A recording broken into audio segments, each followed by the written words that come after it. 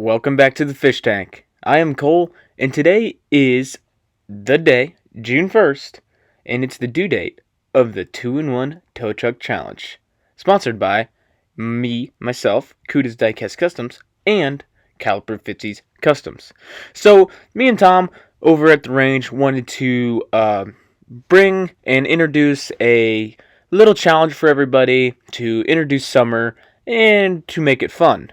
So he came to me with the idea of, hey, let's do a 2-in-1 tow truck challenge. And I was like, that's quite different and interesting. I'm in, man. So what are the rules? Tom was saying the rules are very simple for this build-off.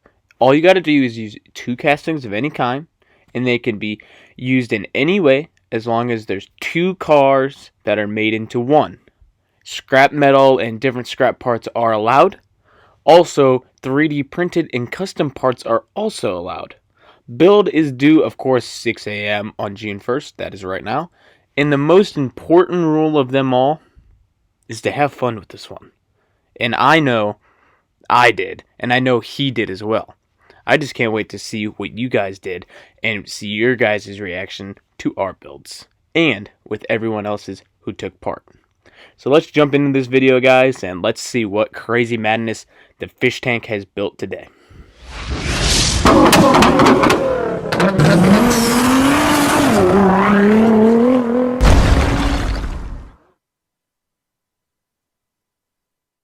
As always, guys, don't forget to hit that subscribe button. Also, hit that bell to be notified for future videos. Alright guys, so what we are using for our base for our 2-in-1 tow truck build is this F250 frame. So, let's see what the craziness is going to be. You guys are going to have to wait and see. Let's go. We're doing something a little different here today. So here is our final result for our 2-in-1 tow truck build. And I wanted to examine and show you guys what we have here today. Don't worry, you'll get a close-up of the vehicle when we're done, but I wanted to explain everything that it did to this vehicle because it was kind of complicated and there was a lot to it. So let's jump into it. So first, as you see here, it's not attached yet, but it will be. We have a dually setup to a Ford, I think it was an F250 casting. It was a bigger casting, and we use this as our base, so that's technically one vehicle. We made a custom bumper out of some aluminum tubing. As you see here, we chromed it. Very, very cool. And next we're going to move on to our body. So what we did for the body is I made my own bed, as you see here, out of styrene, painted it black, flat black, and then put some light dirt and dust powder on it, so it makes it look very cool.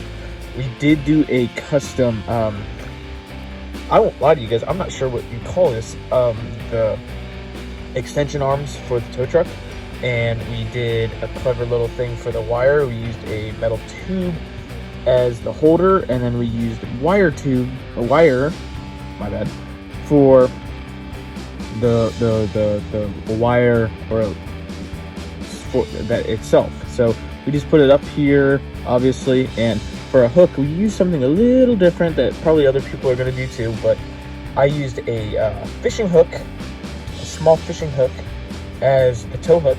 So I thought it was being a little different, a little creative. You guys can see that there. That's pretty cool. The barb and everything's still on it. Now we're going to move back to our second car. So as you guys see here, we have a 1964 Impala or this casting. So the full casting was one of these, obviously. Well, a little bit different, but you guys get the gist. So this car was a parts car, obviously, that was used for parts, exhaust, motor, blah, blah, blah. So it's like, this is a perfect car. So what we did was we lined it up with the bed that we made first. Actually, that's a lie. What we did first was I measured how much of the car I wanted, and then I used my blade and we trimmed it off and just cleaned it off like we normally do. And then that's how I lined up my bed. That's how I figured how long I wanted that. So that's how that's figured out. So if you guys can see here, kind of back here, this is the back half of the car. It is connected because it will keep it level, as you guys see here. It'll keep it level and straight, and that's cool. And if you didn't have this piece, this whole piece would sit very low and it would look very, very awkward. So that's why that's there. What else do we do with this? So we have a engine base too. So we added more styrene. A lot of styrene was used in this build. So that holds the motor in. We got this motor off an old Johnny Lightning casting that I know I'm not going to probably do anything with. And if I do, I can replace the motor by having another one. Very simple as that. And these are the exhausts too. So these exhausts were actually the other way. They were flipped the other way. So all we did was cut them off and flip them upside down just because I thought it would look cool. My original plan for this was to do diesel, but sadly I couldn't get a 3D printed diesel motor here in time. And I was just like, screw it. We're just going to do gas powered. That's cool. So as you guys can see here, I kind of scuffed up the paint a little bit. This car did not come like this, or it didn't come, or it wasn't found like this. I did all this. So how I did this was I grabbed my sanding disc that I have on my Dremel tool, and all I did was just lightly in spots to give it this like see-through primer rusty kind of look. So that's how I did that. We also did a lot of details on this car. So we did the front grille, as you see here. We did the tail light, the headlights, excuse me, how we normally do. So we did chrome this time on this one, and then we did yellow on this one, because you guys know how I am. I normally do, if you have two sets of tail lights, we're gonna do one in either white or chrome and the other in yellow. So then we can move on to the side. We did the side trim piece here, very cool, and then the handle, door handles. Oh my gosh, guys, I cannot talk. So that's very cool. And lastly, to finish everything off, we have the glass. The glass was very fogged and kind of see-through, like you can see here. But that's where the clip was sitting when I spray painted this. But I thought it would be appropriate just to spray paint it black, and it turned out pretty cool, actually. And I thought, to be honest, I had no idea what I wanted to do for this project. I kind of wanted to do something completely different and just do a truck, but I thought that's boring, so we're not going to do a truck or a traditional tow truck. I was like, let's do something fun, and I figured out what fun was going to be.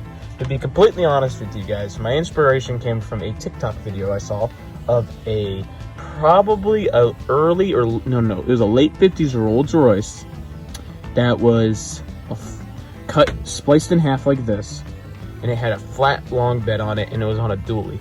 That's really where my inspiration came from. I was thinking about doing something very, very similar, but I thought that would be wrong, and I wanted to be my own creative person. So guys, that is my car for the 2-in-1 tow truck challenge. Let's go see it up close. See you over there, guys. Thank you for watching, guys. I hope you guys enjoyed this video. I had a lot of fun doing this build.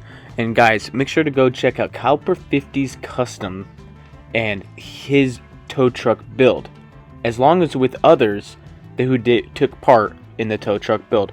Tom, I had a lot of fun in this. I know you probably did as well, and I cannot wait to watch your video. Have a good day, guys.